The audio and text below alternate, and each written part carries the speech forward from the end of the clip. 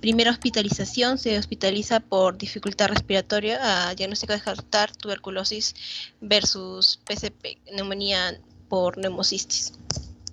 Eso es el 18 de diciembre del 2008, ojo, 2008 es, ¿ya? Ok, sigue. Sigue, por favor. Sí, doctor. Se inició empíricamente cotrimoxazol y corticoides, se realiza beca de esputo positivo, iniciándose el tratamiento anti-TBC el 22 de diciembre del 2008, ¿será? 2008, evoluciona favorablemente. El 12 de enero del 2009 el paciente evoluciona favorablemente, está afebril, una frecuencia respiratoria de 22 por minuto, murmullo vesicular levemente disminuido en la base del hemitórax derecho, es dado de alta. Listo. Yanela, ¿qué opinas? ¿Qué opinas del caso? ¿Cuáles son tus comentarios? Primero, bueno, que es un paciente joven de 34 años que viene de San Juan de Lurigancho. Bueno, y lo más rescatable es que tiene un diagnóstico de VIH, ¿no? Por lo cual nos indica que es un paciente inmunosuprimido. ¿Qué más?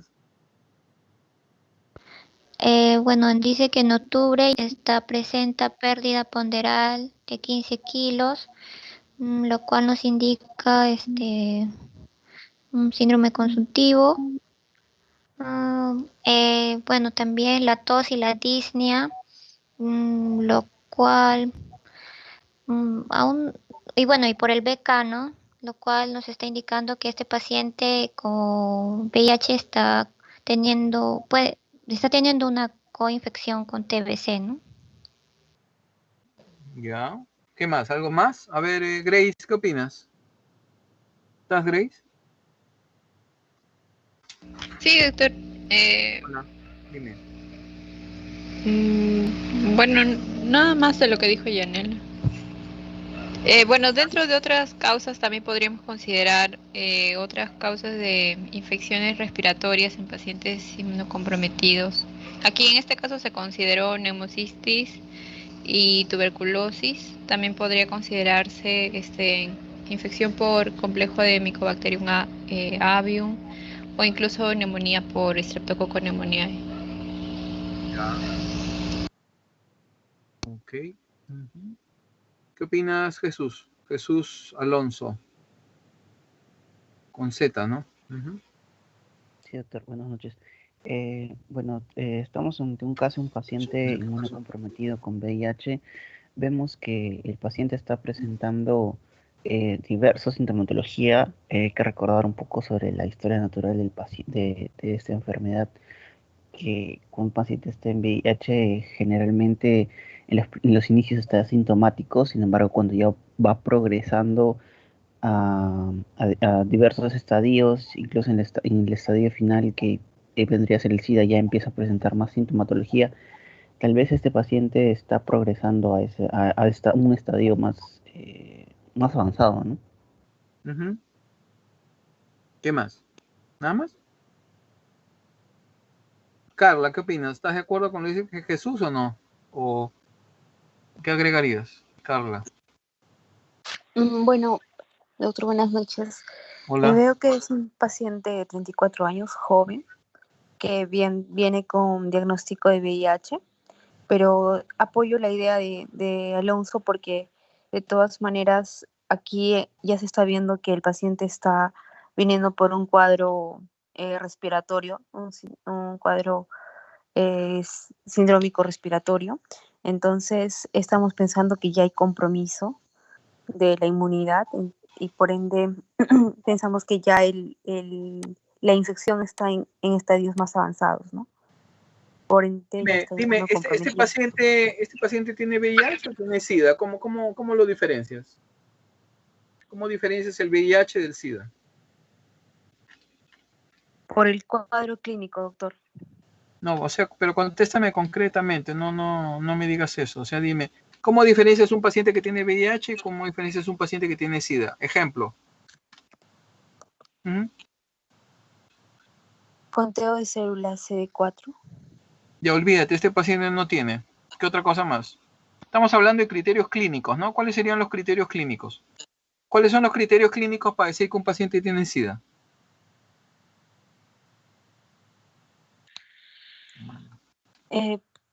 Clínicamente el paciente va a tener afecciones que comprometan a la inmunidad. Por ejemplo, puede tener mugue oral, puede tener un síndrome consuntivo.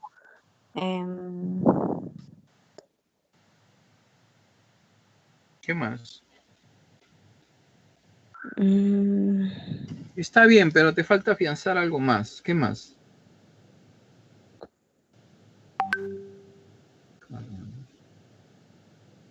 A ver, Natalie, ayúdala a Carla. ¿Cómo es?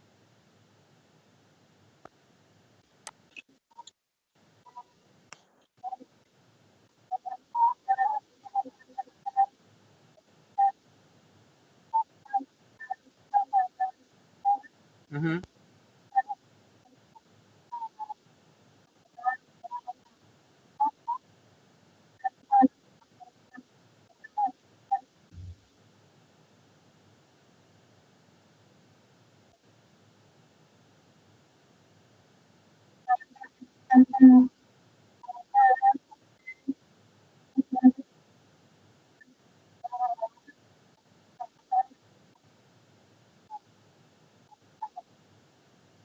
ujú.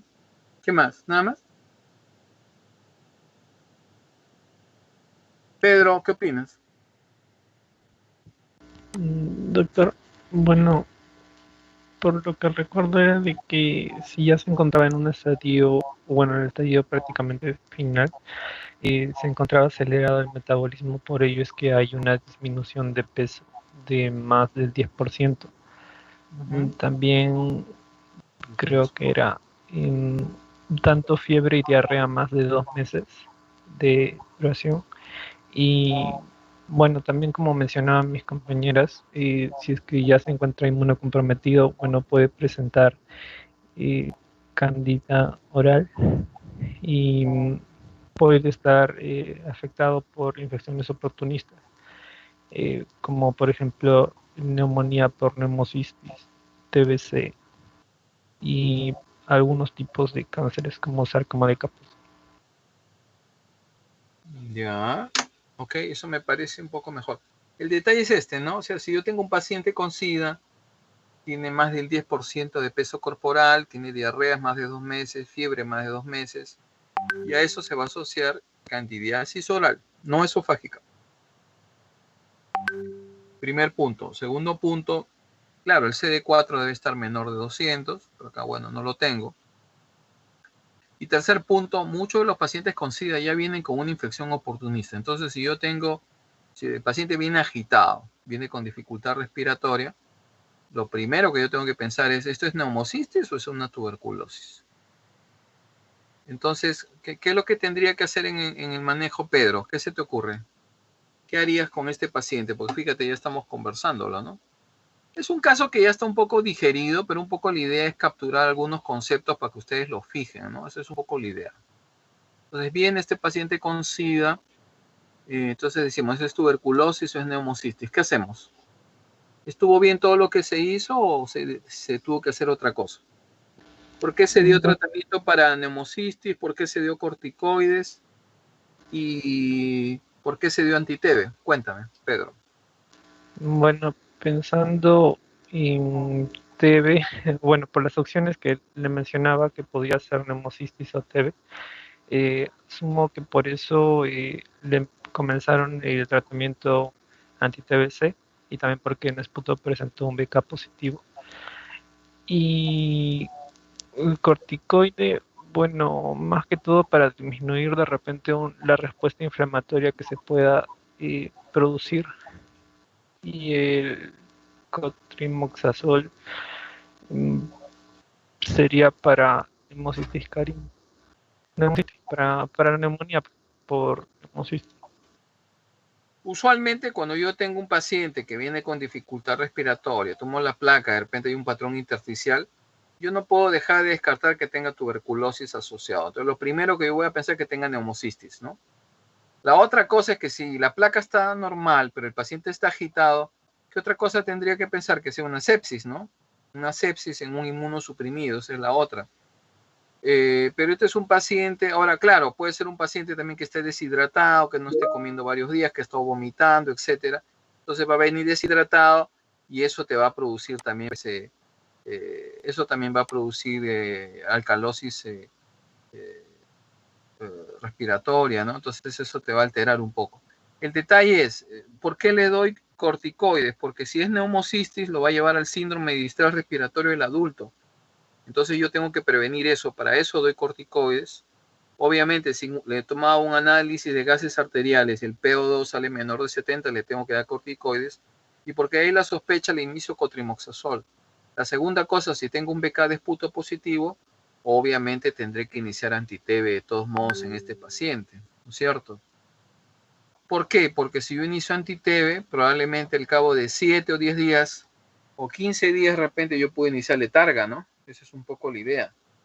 Pero obviamente la tuberculosis, la infección oportunista debe estar bien controlada para evitar algún otro problema, ¿no? Entonces es importante eso. Yanela, ¿qué más opinas respecto a la evolución, respecto al tema de que le dan después de alta? ¿Qué opinas de este pacientito? ¿Algo más quieres opinar?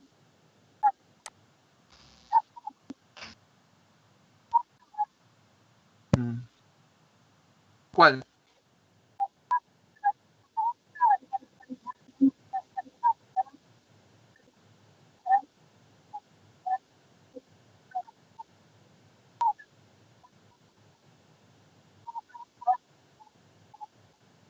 ¿Has revisado el caso? ¿Este caso lo has revisado o no? No. Te pregunto, ¿has revisado este caso o no? Al grano. Ya. A ver, ya. Sigue leyendo esta parte y acá vamos a discutir ese tema. Vamos. Lee tú, Natalie.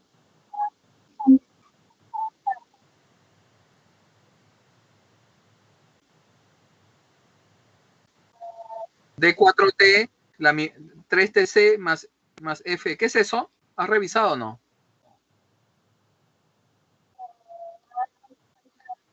Ya, entonces, ¿cómo me haces esa pregunta si no has revisado? Eso es lo que yo justamente quiero saber. D4T es esta budina, 3TC es la mibudina y F es efavirenz, o sea, son 3 antirretrovirales. D4T más 3TC son nucleótidos de la transcriptasa reversa y no nucleótidos de la transcriptasa reversa es efavirenz, que es el último. Entonces, es una combinación de 3 antirretrovirales con el objeto de ese es un tratamiento targa, ¿no? Terapia antirretroviral de gran actividad. ¿Está bien? Entonces la pregunta es, ¿cómo me haces esa pregunta si no has revisado el caso? O sea, no, ni sabías lo que estaba ahí. Es lo que no entiendo. Carla. Aló. ¿Estás ahí? Bueno, ¿quién es la que me hizo? No, Natalie fue la que me hizo la pregunta, perdón. Ya, sigue leyendo el caso.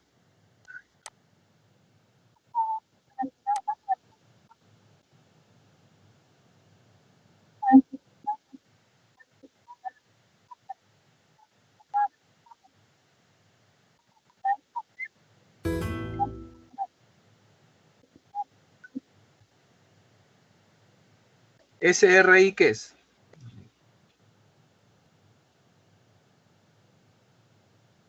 Entonces, mira, este paciente, ahora sí te cuento la historia.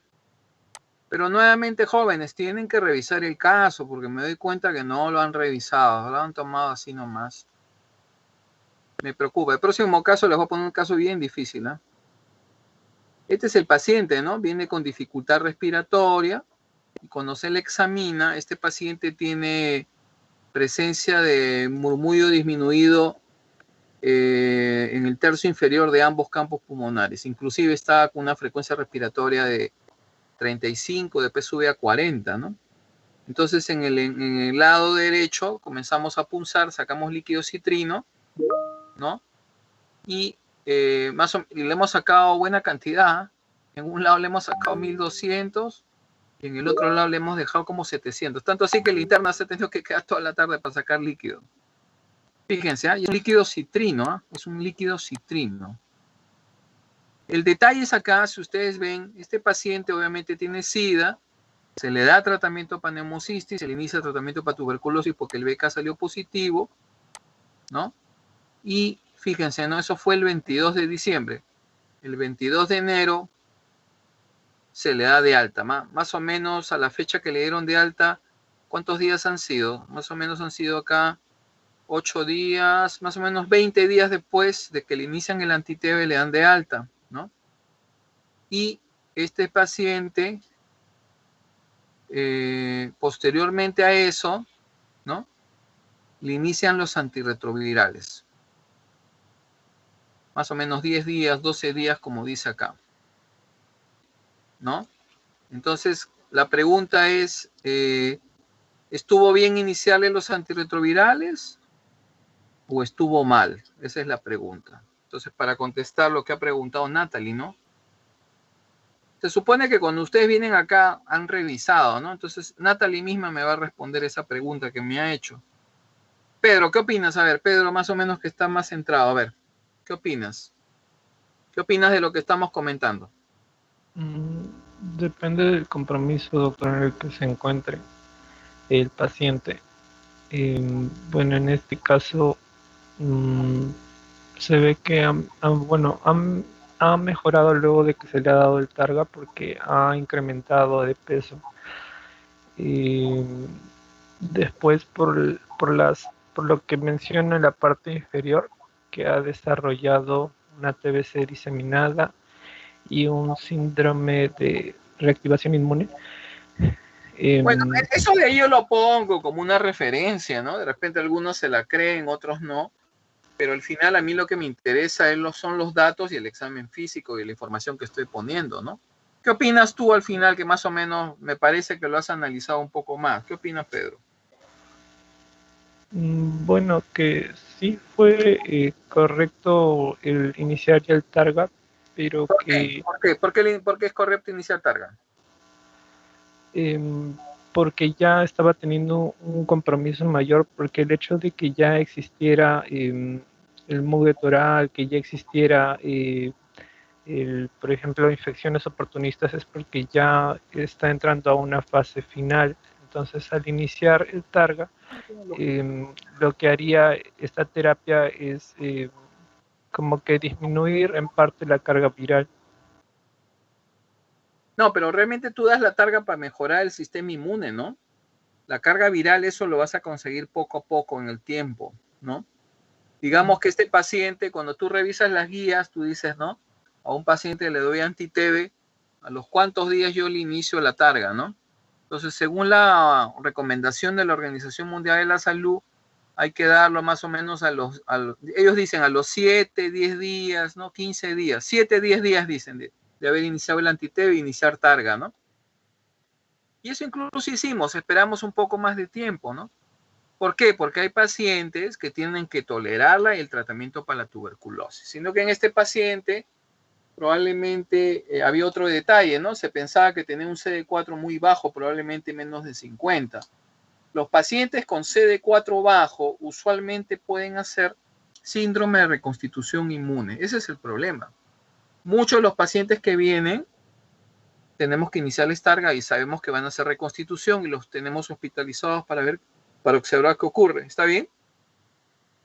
O de pronto algunos hacen fiebre, de pronto algunos hacen disnea, de pronto algunos comienzan a hacer cefalea y se comportan como un debut de una meningitis por criptococo, de pronto algunos hacen retinitis por citomegalovirus.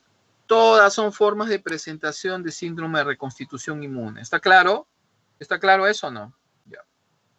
Antes se pensaba que si yo tengo un CD4 que está bueno, imagínense que está en 350, 400, hay gente que, bueno, le daba el anti-TB por lo menos 1 o 2 mesecitos, esperaba que no haya ningún tipo de interacción, esperaba que el paciente esté mejor, esperaba que el paciente no tenga diarreas y le podría iniciar la Targa, ¿no? Sí, podría ser una medida, pero ahora se sabe, según la recomendación de la Organización Mundial de la Salud, tenemos que dar la targa por lo menos a los 7, 10, ¿no? Yo espero incluso hasta los 15 días, ¿no? Obviamente, si yo tengo un paciente con un CD4 menos de 50, voy a tener más chance de hacer reconstitución inmune. Incluso en menos de 100, voy a tener más chance de hacer reconstitución inmune. ¿Está claro eso? Entonces, ¿qué pasa? Entonces, si este paciente lo vemos y tiene un derrame pleural bilateral, ¿no? Entonces, la otra cosa, tú dices, ya, tiene un derrame pleural bilateral, pero ¿qué ha pasado, no? ¿Qué ha pasado? O sea, uno, le estás dando la targa, supuestamente hay mejoría, ¿no? Y le das targa y de pronto a los 6 días comienza a presentar disnea, ¿no? Y fiebre. Entonces, ¿qué otros diagnósticos pensarían acá? ¿Qué otros diagnósticos se podría pensar en este momento? Es un paciente con SIDA, con tratamiento para neumocistis, con tratamiento para la TB y encima con targa. Y de pronto se agita y tiene fiebre alta. ¿Qué pienso, Piero? ¿Qué se te ocurre?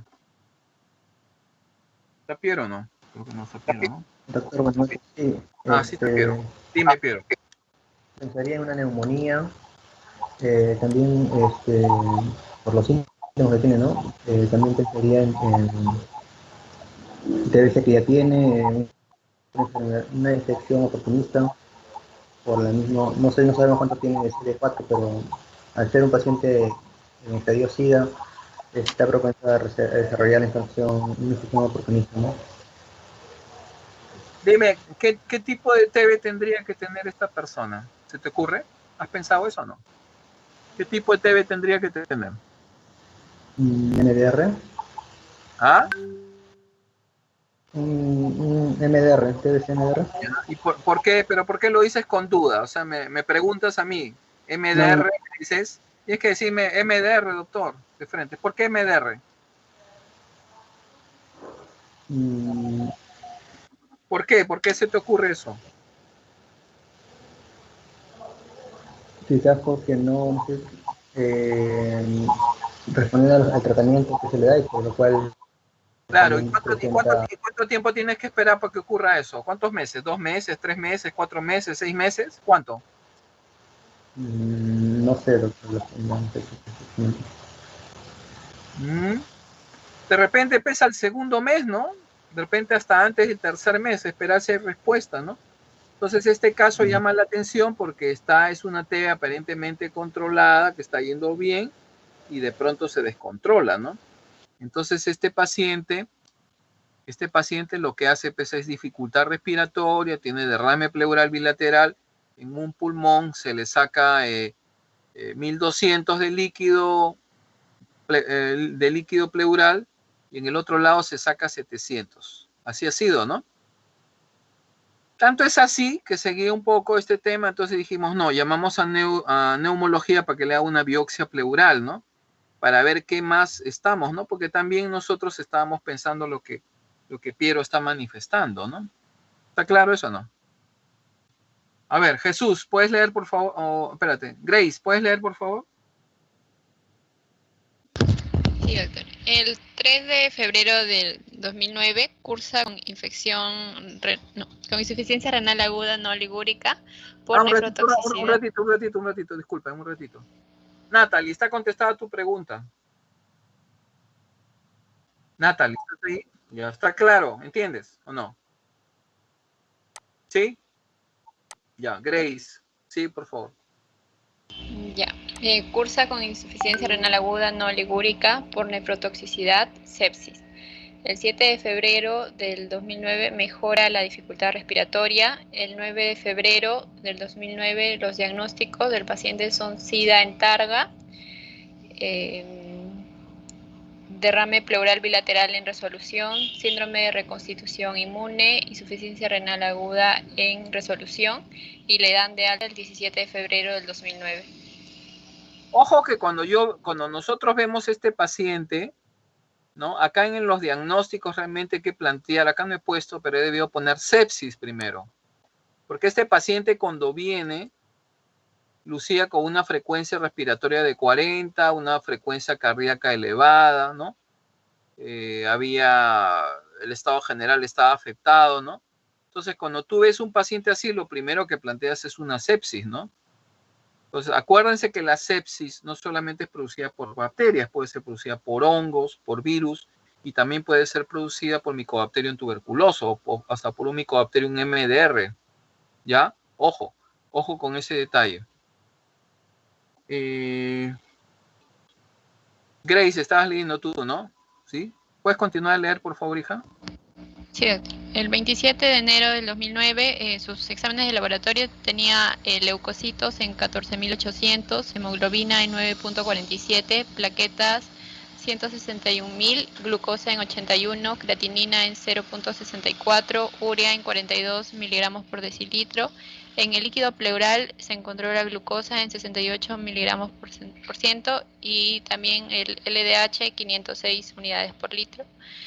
El 2 de febrero del 2009, la fosfatasa alcalina estaba en 1232, TGO en 60 y TGP en 25. Y también se le tomó BK en orina y fueron negativos en 3 tomas. ¿Cuáles serían tus comentarios, Grace, de estos exámenes de laboratorio? ¿Qué piensas? Ya, lo positivo que aquí tenemos son la leucocitosis, también tiene plaquetopenia y bueno, una de las cosas que más llama la atención es, bueno, el líquido pleural, el LDH aumentado, que también nos orienta hacia un proceso infeccioso, como ya estábamos mencionando, y la fosfatasa alcalina, ¿no?, que está disociada del aumento de transaminasas. ¿Y eso qué significa cuando está disociada, por lo que dices? ¿Qué significa eso? Que es un patrón colestásico que está atacando solamente a vías biliares. ¿Y eso qué significa que hay un patrón colestásico? Porque eso ya el otro día yo ya lo dije. ¿Qué significa que hay un patrón colestásico, Grace? Que probablemente en el hígado hay la presencia de un granuloma. Un granuloma. ¿De qué tipo podría ser? Completa la idea, mira. ¿Un granuloma qué? ¿De dónde? ¿Tuberculoso? ¿Qué dices? Claro, o sea, acá hay para comentar varias cosas, ¿no? La leucocitosis estaría a favor, pues, que es una sepsis, pero fíjense, el líquido salió citrino, ¿no? Y la DHL le va a favor de qué cosa está. Que pueda ser un proceso exudativo, ¿no? Un exudado. Fíjense que hay un patrón colestásico, eso puede implicar que hay un granuloma que está complicando las vías biliares, las está comprimiendo, y eso hace eso, ¿no? ¿Quién puede producir patrón colestásico? Puede ser citomegalovirus, puede ser linfoma, puede ser tuberculosis, puede ser salmonella typhi, puede producir granulomas, ¿no? ¿Se acuerdan que el otro día comenté algo de eso en proceso infeccioso generalizado? Muy bien, entonces, ya, ahí Yanela, lee esto y quiero un comentario tuyo, pues, hasta acá de todo. Vamos. Este es un caso, yo quiero decir una cosa, este es un caso bien dirigido, pero básicamente era un poco la cuestión de revisar y analizar, ¿no? ¿Entienden? Este caso ya está más digerido, ¿no? Pero la idea es que ustedes lo analicen y se den cuenta, ¿no? Un poco por eso yo estoy incidiendo en algunas cosas para que ustedes se den cuenta. Yanela, dime. Ok, laboratorio CD4 séricos y carga viral. El 22 de diciembre del 2008 se le hizo el examen donde el CD4 sérico fue de 41. La carga viral fue de 2034.845 y ya el 234.845. Sigue. Y el 9 de marzo el CD4 sérico fue del 2009 fue de 108 y la carga viral ya menos de 500. Okay. ¿Cuál es tu comentario de bueno, bueno, que gracias al tratamiento el CD4 se elevó, aunque aún sigue bajo, ¿no? Por el mismo hecho de ser inmunosuprimido, pero se elevó con respecto a la primera evaluación y la carga viral ya se volvió indetectable, ¿no? Ya, ¿qué más? ¿Tú piensas que este paciente tenga una tuberculosis MDR? ¿Cómo debería estar el CD4 y la carga viral? Y si es un síndrome de reconstitución inmune, ¿cómo estaría el CD4 y la carga viral? A ver. Okay. Si fuera un TBC MDR, Y a pesar del tratamiento, el control del 2009, el CD4 seguiría bajo y la carga viral seguiría alta. Perfecto. O sea, Y, si yo tengo una infección oportunista que está activa, eso va a aumentar la replicación viral. Por lo tanto, la carga viral debería estar alta. Estamos. O sea, si esto fuera una TBMDR o diseminada, la carga viral sería alta porque la replicación está alta por la presencia de la tuberculosis que está activa. Y el CD4 obviamente caería, pues. Nuevamente, antes de yo dar targa, debo por lo menos tener todos los criterios para decir, bueno, esta TB está controlada, ¿no? A veces no es posible porque el sistema inmune pues, nos juega algunas cosas, ¿no? Ok, entonces para ti es un síndrome de reconstitución inmune. sí, doctor. Ya. Porque esto hace que la TB se... ¿no? Ya. A ver, mejor no te voy a preguntar porque ahorita voy a renegar. Blanca, a ver, ¿qué opinas? Lee esto, por favor, toda la evolución. Ya, doctor. En la evolución, en marzo del 2009 está favorable. El paciente está febril, presenta lesiones maculares pruriginosas, lesiones violáceas en cuello, diagnóstico de TBC pulmonar, iris en remisión de SIDA en targa con diagnóstico a descartar dermatofagoides y cultivos en esputo por 3 salen negativos. El 15 de abril del 2009, según la biopsia pleural, hay una presencia de células epiteloides, CGM e infiltrado inflamatorio y el BK es negativo. CGM, células gigantes multinucleadas. ¿Qué cosa es eso? ¿Qué cosa es eso? ¿Qué cosa es células epitelioides gigantes multinucleadas, infiltrado, inflamatorio, linfocitario, BK negativo? ¿Qué es eso? Es un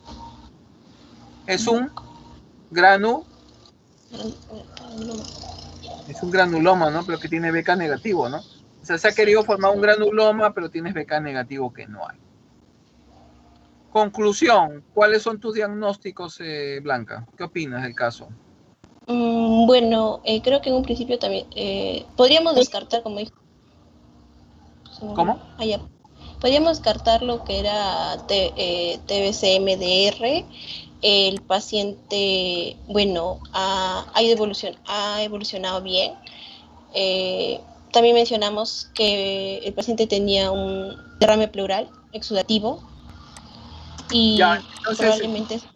¿tú piensas que este paciente tiene ahorita TBMDR? Porque dices, hay que descartar, o sea, no ya lo eliminaste. ¿Cómo es?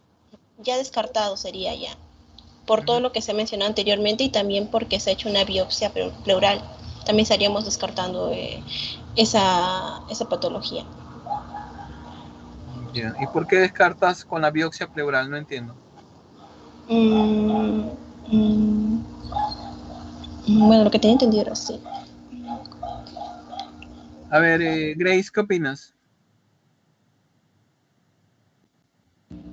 Creo que la biopsia pleural nos está diciendo que no hay en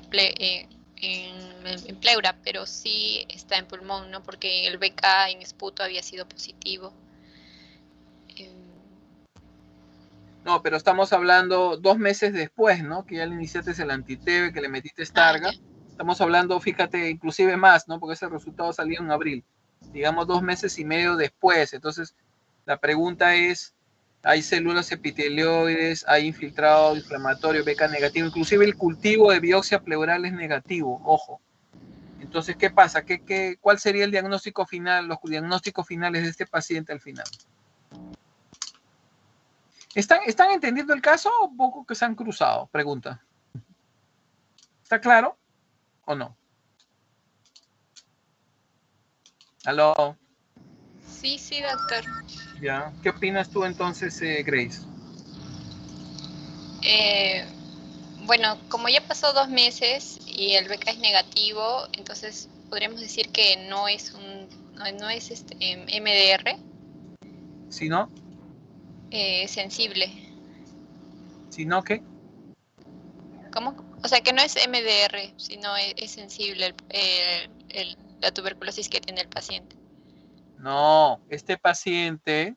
A ver, vamos a ir acá.